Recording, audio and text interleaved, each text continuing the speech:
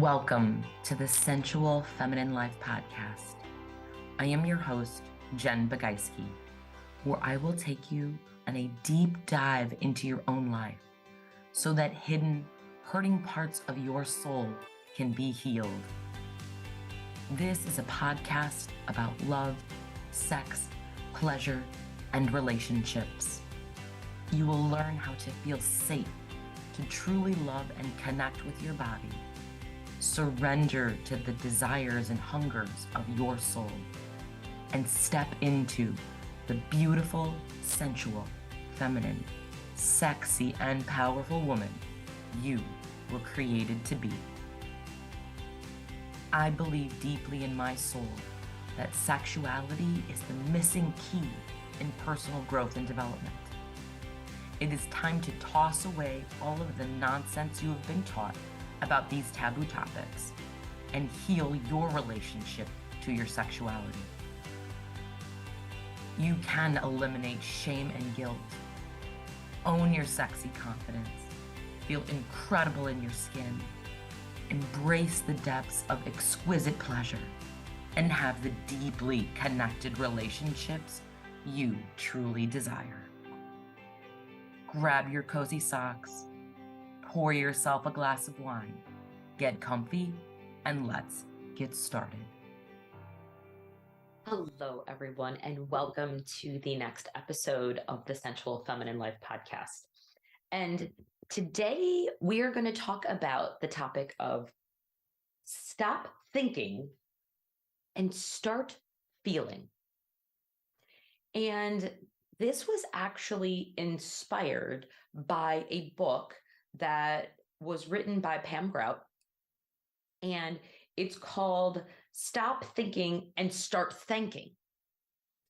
And one of the premises of the book is rather than being in our heads and thinking too much, let's focus on being grateful and being in gratitude. Now, we all know how valuable and important it is to be grateful. I'm sure many of you listeners have a gratitude journal, and you're able to write down, here's what I'm grateful for. And gratitude is such a high vibration energy and a high vibration feeling that it's transformative, right? You can go from a frown to a smile when you are happy and grateful for something. Now, let me ask you this, though. So for those of you that actually have done gratitude journals, do you sometimes sit there and feel like, even though you're being grateful, that you're kind of just going through the motions? I am grateful that I have water. I am grateful for a roof over my house. I am grateful for my children. I am grateful for my job, whatever it might be. Now, I'm not saying that it's wrong to write those things down. Absolutely not. However, what I want you to think about is the actual feeling that you're feeling when you were writing down what you were grateful for. It's all about the feeling. It's all about the vibration, right? And when I think about that, it makes me think about women in general and how often we are all in our heads. We are thinking all the time. We don't allow ourselves to feel, to be in the present moment and really feel what that gratitude feels like, right? Or feel whatever feels like. This is the juiciness of what it means to be a woman, to be able to feel, not just say it out loud, not just think it, but to feel it deep inside your bones. This is powerful energy. You know, last time we talked about orgasm, right? And the power of orgasm. Well, because it's a feeling. I talk about sex and sexuality and pleasure and orgasm because you can feel them. I don't know anyone who's had an orgasm who hasn't felt it. Right? When you feel a pleasurable sensation, you feel it. You know what it feels like. If you have ever had someone whisper sweet nothings into your ear and you feel this turn on, wow, that can be amazing. I remember the first time a man whispered into my ear. I wasn't prepared for it, by the way. But we were having a drink. And I remember him just saying, I want to fuck your pussy. And I felt the twinge in my body. I felt the excitement in my body. This is what sex and pleasure can do for us. It allows us to get connected with our body and our feelings. The truth of the matter is, most of us are numb in our bodies. We don't want to feel. We block ourselves from feeling. Or what we end up doing is we're feeling numb, or we feel pain as opposed to pleasure because we don't want to go there. And when we are in our heads all the time, we're not feeling, we're thinking. Now, I'm not saying that every day your feelings should have you run the show, right? Because sometimes you do need to stop. And if you have old patterns that are not serving you, right? You need to be able to make a choice and say that this is something that feels good or something that does not feel good, right? I had a friend of mine years ago said, Jen, if it feels good, do it. If it doesn't feel good, don't. Easy enough. You don't have to put pros and cons together to think about things. This is also how we can tap into our intuition even more. How many of us trust our gut instincts? How many of us want to do something? Whether it's invest in a program, date someone, buy something, whatever it might be, right? You have a choice that you want to make, but you don't trust that gut feeling. You really want it, but then you talk yourself out of it. Stop that. Stop it. This is the thinking part of your brain that is getting in the way. So many of us allow our thinking brain to run the show. And when we do that, we don't allow ourselves to tap into that intuition because we don't trust our body. Well, how do you trust your intuition? How do you trust your body? Well, let me ask you this.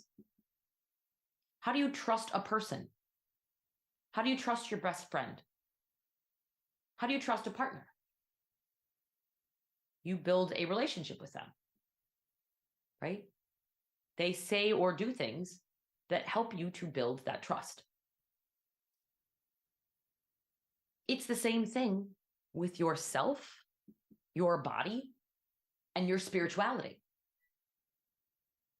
You have to build a relationship with yourself. You have to build a relationship with your body. If you are shaming and hating your body because you have a muffin top, you have cellulite on your legs, your boobs are too big, they're too small, whatever it might be, right? We have all the list of excuses of why we don't like our bodies. How are you going to build a relationship with your body and trust her to listen to her if you don't really like parts of her? You know, think about that for a minute. I mean, I know it's kind of an abstract concept that you would have a relationship with your body, but it's true. You need to think about what it would feel like to have a relationship with your body. And when you can do that, you will start to trust yourself more. You will start to feel more. You will know when something's a hell yes and something's a hell no. I can tell you some of the best decisions I have made in my life were because I stopped thinking and I started feeling. And I felt it in my core. I felt it through my whole body. Now, let me tell you this too. Even though I felt it, there were parts of my brain that were trying to talk me out of it. The logical brain tries to look for those things. If any of you have heard of Mel Robbins, I love her. She has a book called The 5-Second Rule. She says your gut makes a decision within the first 5 seconds of you needing to make a decision. Period. And then after 5 seconds, your monkey mind comes into play. How many of us, when we have decisions to make, do we not go with our gut? And we think, especially when it comes to investment decisions, right? If you want to take a course that someone is offering, you want to invest in a coach, whatever it might be, right? Should I do this? Should I not do this? Okay, well, what does your gut say? What is the feeling that you have? Is the feeling a yes or no? Now, here's the thing. When you are first starting out trying to learn how to trust your body, we sometimes get it wrong. You know, I've had people say to me, you know what? Yeah, no, I'm just not feeling it. My gut's telling me the opposite. And okay, that's their process. That's what they're going through, right? Many times I think what ends up happening is that is the scared piece of them that they are diving into, right? As opposed to the true depth of the emotion of what really happens. Because our souls want so much more for ourselves in our lives. And the truth is, we hide behind it. We don't allow ourselves to feel. We don't give ourselves permission to feel.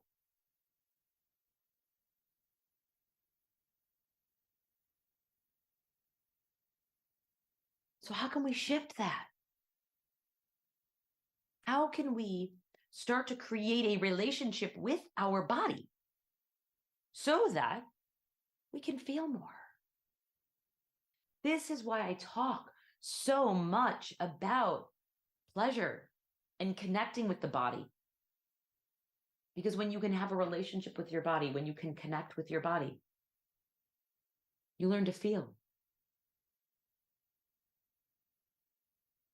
When you start to become intimate and you have physical connections with your partner, you start to feel.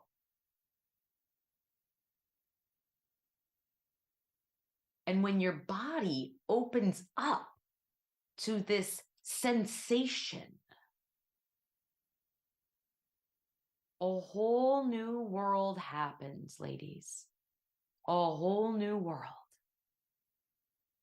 Our bodies are about sensation and feelings.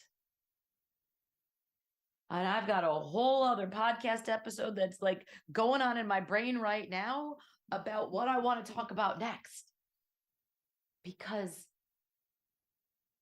sensation and feeling allows us to shift our vibration. This is the difference between someone who talks about manifesting and writing down the affirmations and someone who actually manifests it because they feel it. They feel the vibration. How many of you have been encouraged to visualize, to imagine what it looks and feels like? And you struggle with, I don't know what that looks or feels like. You think about it and you look at a picture in your head, right? But it's the feeling that gets you there. It's the sensation, the feeling that it has already happened that makes the difference. It's huge. So when you can allow yourself permission to feel all of the different feels, right? This is not just allowing yourself to feel emotion, whether it's happy or sad or glad or mad or whatever the feeling is, right? There's a component feeling the emotion, but then there's another component of feeling the body. Because when the body can feel, when the body has a sensation, this is why physical touch is so important as well too. Because in physical touch, you feel, right? I mean, when you hug someone, you feel them. When you are intimate with someone, you feel them. And it is such an important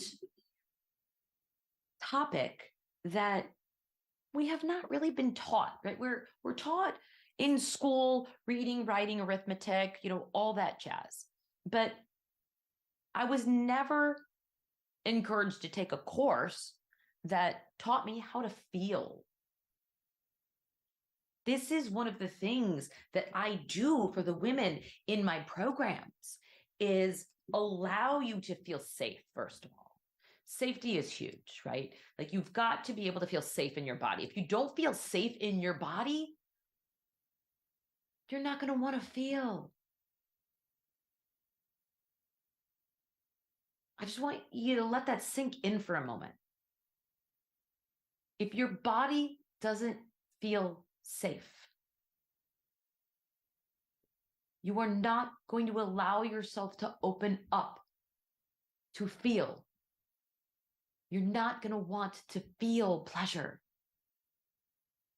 So for some of you that are listening out there, right, people that have said, you know what, gosh, I really want to have orgasm, but I don't know. It doesn't happen for me vaginally. I don't understand why this happens. Because you're in your head. You're thinking. You're not feeling. You're not being. You might be thinking about performance.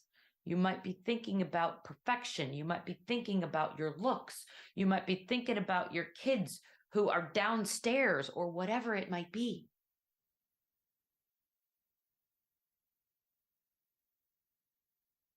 But the key to experiencing more joy and fulfillment and pleasure in life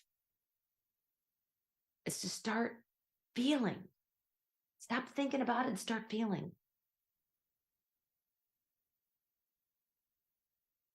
There's so much more to dive into on this juicy topic.